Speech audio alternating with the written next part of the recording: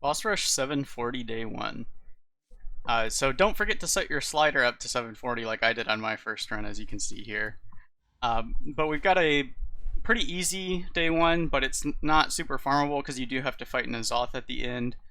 But the team we're going to use here is Khadgar with Bitter Chill, Bwonsamdi with Arena Contender, Medivh with Unstable Runes, Varian with whatever. I'm just using the Bounding Boots because he basically just heroic leaps and then dies. Genn with Gilnean Strength, and Rogers with Scout Spyglass. And you want the Scout Spyglass to do at least 15 damage, so you can kill those adds on the N'Zoth fight. And this should be a very budget-friendly comp. For Rotimer here, the fight is basically just locking out Rotimer with a counter rune, and then spamming roots on the greens.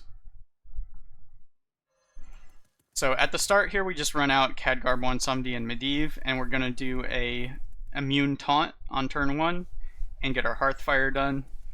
And then on turn 2, we're going to use Varian's Heroic Leap to speed up Khadgar permanently for the rest of the fight, and then he'll be able to lock out the greens at 4 speed for the rest of the fight. So we just bounce here and self-counter since we're doing a 1 speed this turn.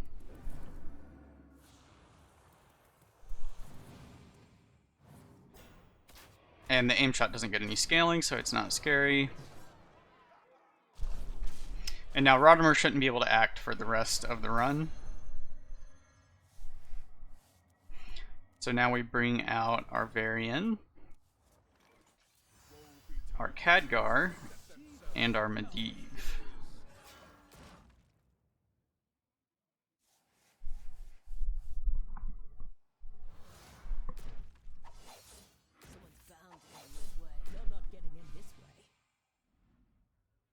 So I like to kill Rotimer or the right hand ad first. So I'm just going to put that crit there, and then that will make this Blizzard 4 speed this turn already. And then I'm just going to get a bird out here. And you always want Rotimer to be countered. So we're just acting at 4 speed or slower. And these guys don't do anything other than melee attacks, and there's a Frightening Shout as well, so that's another thing you have to look out for. I'm going to kill off this Varian now. So whenever there's a Frightening Shout, you need to use your Archmage Nova, because you don't want to get your Triune Supremacy locked out, because this is a spammable route, this is a route with a cooldown. So anytime he's not casting Frightening Shout, or she, I think it's a female organ here, you just want to cast your Triune Blizzard. So don't use the Archmage Nova just because it's available. And I want to get rid of this Arcane Ward, the extra one here, but we don't want to self-counter really. I mean, you could if he's doing just an aim shot. So you could self-counter and then swing with the second one. But I'm just going to kill it with my Medivh instead. And then I'll put that crit there.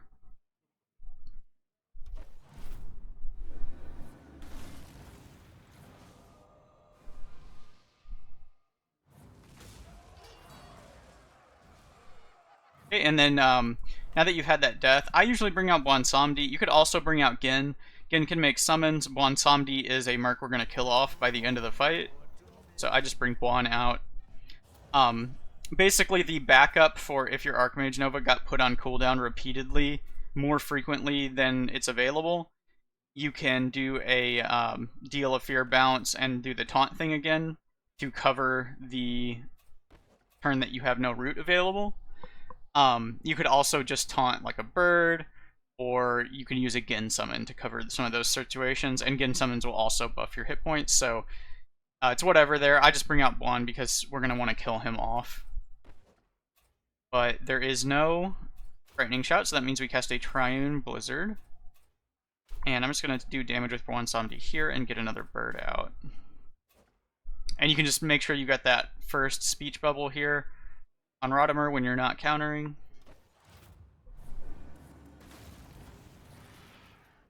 So you don't mess up and counter one of your own abilities or use something that's too fast on accident.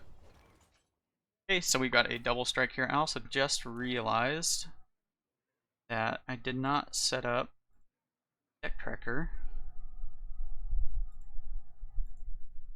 There we go. Now you guys can see the deck tracker.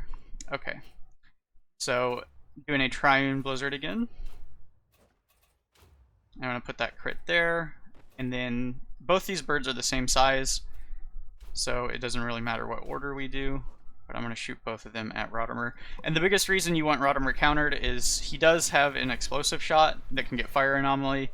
You really don't want him being able to cast that. His other attacks are pretty harmless, though.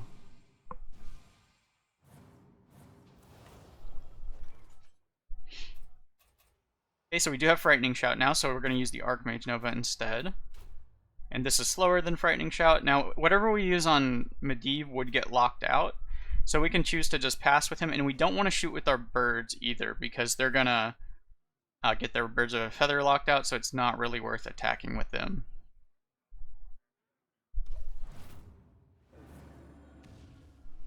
Now, usually, the right-hand ad here will not use her Frightening Shout as soon as it's available, but if they do, you can end up either having to choose if you want to lock out your Triune Supremacy, or if you want to just go ahead and do like one of the backup plans with a Mage Guard. So here's the explosive shot that's dangerous, but there's no Frightening Shout, so we just do a Triune Blizzard, and we just keep getting some damage there, and I get some damage here, and put the birds into Rotimer. And then once Rotimer dies, the Frightening Shout will lock out the attack on the counter rune. So on the Frightening Shout turns, it's actually easiest if you just pass completely once Rotimer is dead, because that will counter the 4-speed attack here. The Frightening Shout will go off, but you just don't do anything, and then you just take like 7 damage on all of your characters, and it's no big deal. But we'll see that here in a minute once we kill Rotimer. Just going to keep doing this, putting our red damage in the Pathfinder here, putting all the rest into the Rotimer.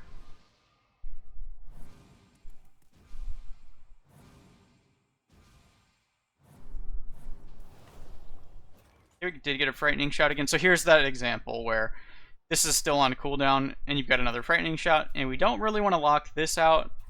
So, oh, he's doing an explosive shot on the same turn. So, and this is a tactical strike and not a sinister strike. Sometimes with a sinister strike, you could make a different play or something. This would kill Khadgar. So I think I have to get this Triumph Supremacy locked out, and then we'll have to do the backup plan like next turn. Just because of this. But we're going to kill Rotimer off, so it should be fine. Actually, can we even kill him off before? No, we can't. I was thinking maybe I could kill him before he acts. So I'm just going to do the Blizzard and get it locked out, which is fine. If I do act with with Medivh, it's going to get locked out, so we're just going to shoot. I don't like locking out my birds, but it's fine if I do lock them out, since Rotimer will be dead. I definitely don't want to get Mage Guard locked out. I guess I can get Arcane Rift locked out, that's fine. Okay, so that's going to kill him, and then I'm going to hold this one so it doesn't get locked out.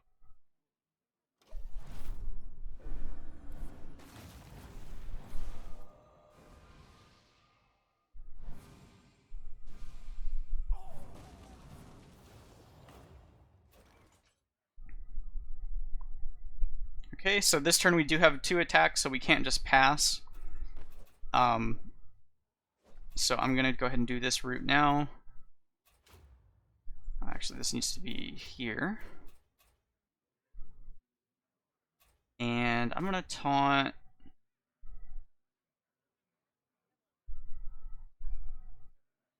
See, it doesn't really matter. I'm going to have to kill all these off anyway. I'm just going to taunt my counter ward. That one's locked out.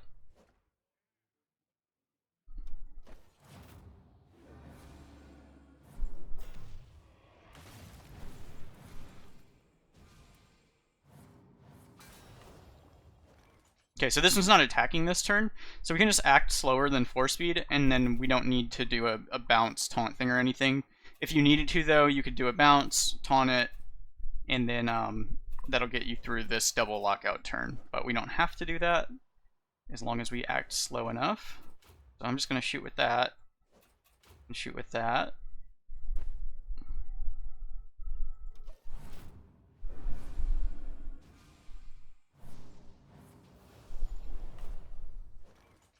Okay, now he's shouting again, but now we've got our roots back. I always think of this as a male because I never looked at the art too closely, but I guess it is a female organ, so. Actually, we're not even going to get locked out because we can just kill this turn.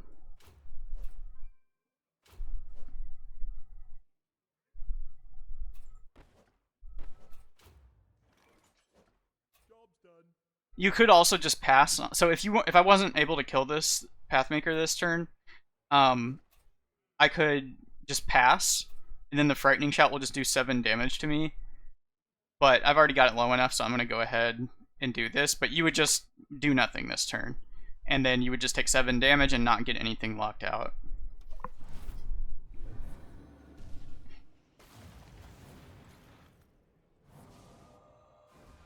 Okay, and now that we got rid of both Rotimer and the Pathmaker, we can just act slower than 4-speed and not have any issues. So I'm just going to do that. So we're going to kill off our Khadgar, get a new bird out, and do some damage here.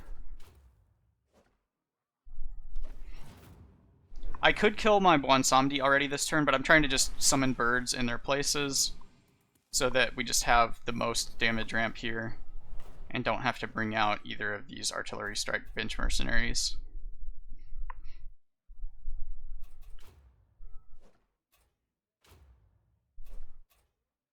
So this is going to do 1200, 1400. I don't want to act with anybody else after that. I guess I'll do this just for a bit more ramp.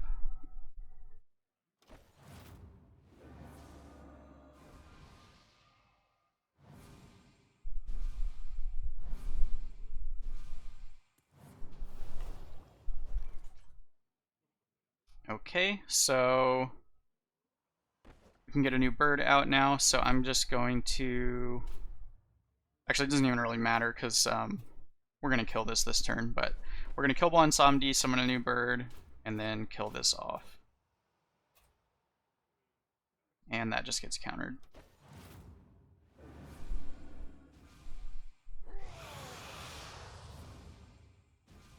A pretty standard Medivh cleanup strategy. Just kill your guys off and summon birds in their place, and then finish the enemies with all your birds. Okay, now you just want to hit a artillery strike. This one's pretty decent. This one's decent. Doesn't really matter though. Alright, good. We got the artillery strike. You really don't want to fight Captain Shivers. The artillery strike requirement is not too high for this day, so that's why I'm not worried about bringing like a green artillery strike, because this guy's only 180. It's 150 for Snowclaw, and then you need 210 for Silas. And Genn is already the crit color of choice for that one. The Aluneth is the best one here for the N'Zoth fight. If you needed the artillery strike, you could take it, but I already have the artillery strike on Rogers here, so I don't need this. So I guess I'll just take Everywhere Worgen. But I'm probably not even going to cast Everywhere Worgen, because all the damage really comes from birds. I guess I might cast it. So for the N'Zoth fight, you're basically just alternating. When I fought this before, it seemed like all that N'Zoth does is alternate between either a Psychus or a Hysteria cast and then a bounce. And he just does that over and over again. This is like the safer option, but it shouldn't matter.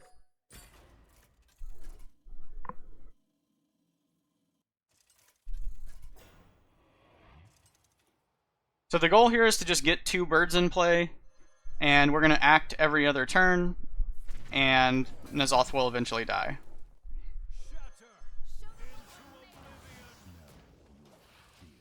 Positioning shouldn't really matter. Typically on this fight, though, you want to put your lowest attack guys towards the left and your summons towards the right. So a lot of times Genn towards the far right is the best because of his summons here. But on turn 1, it's always a mass hysteria. We just pass because there's no spawns yet.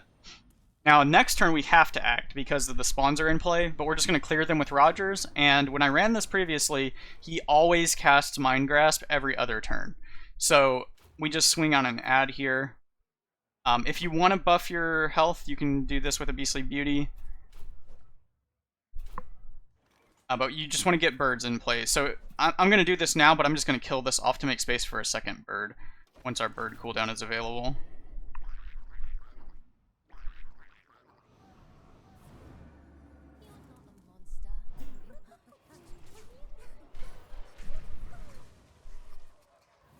So you could just skip that. Again, some in there. You don't really need it.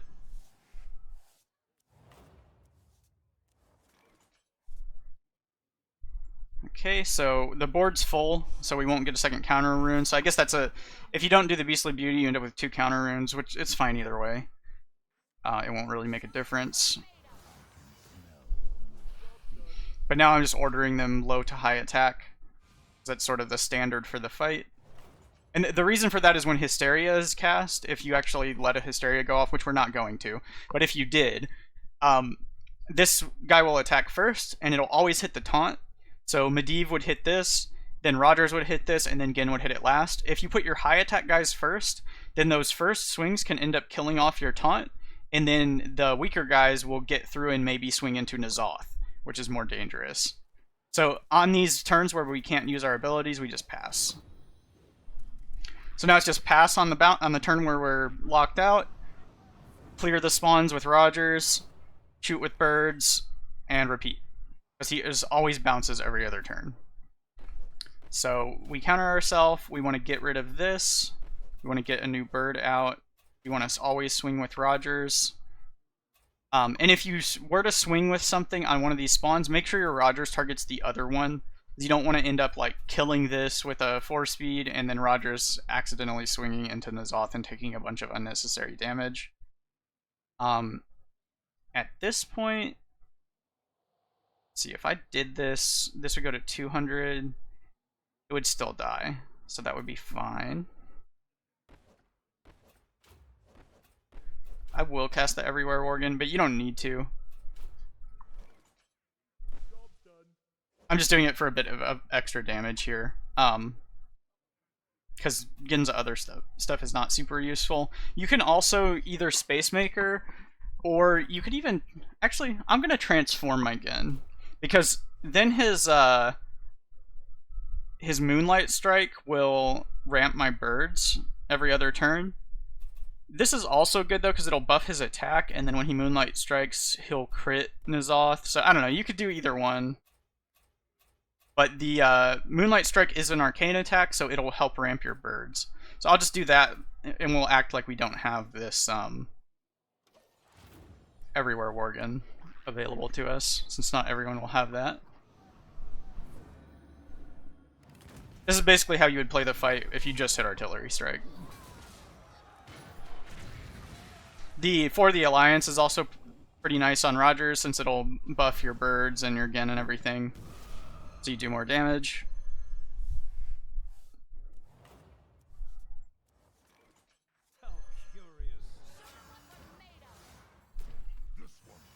And now your positioning shouldn't really matter. All we're doing is alternating a pass and then shooting and getting bounced. So we just pass.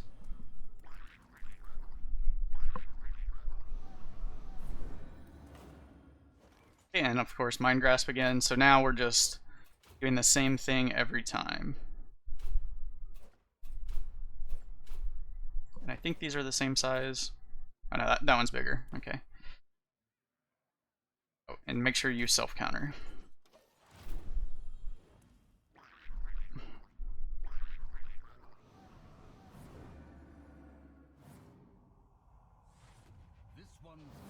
And it should go pretty fast, because you get a lot of arcane ramp, or a lot of bird ramp, and then I have the Aluneth as well, so they're ramping even faster.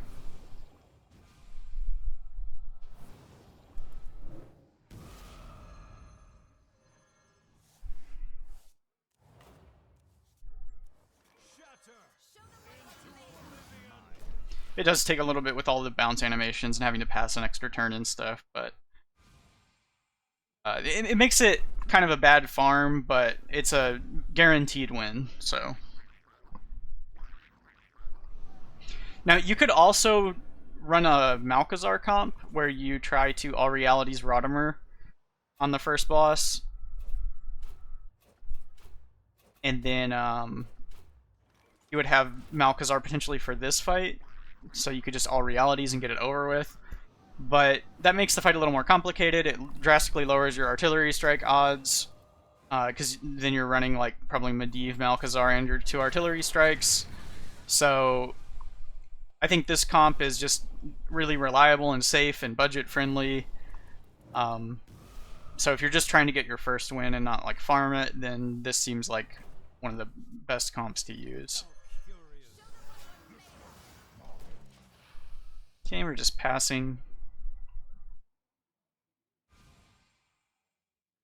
Hopefully you all earned plenty of renown during the good farm week last week. I actually didn't farm the last 2 days because I got bored of it and I was getting terrible RNG on my artillery strikes, so I decided to just take a break from it because I wasn't having fun.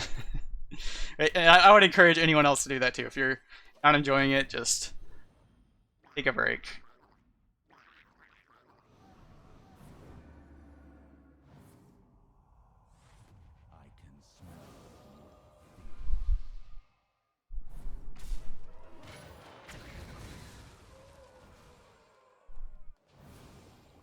Almost got him.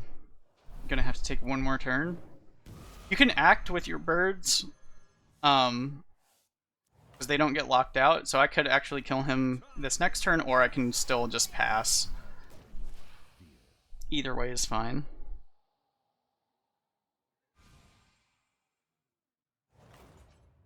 So I'm just gonna finish him off here. And then we'll just have one spawn left over, because we're only getting 2 attacks here.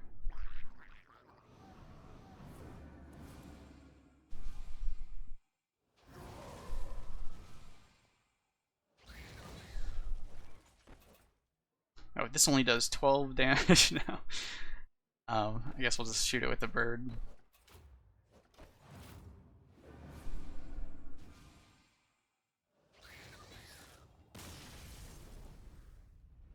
Be nice if they fix that transformation bug. Not that Genn and Khadgar really need buffs, but it is an annoying bug. So 185 renown runs, and now I've finished my 740 after forgetting to set my slider up at the start. Good luck on your run.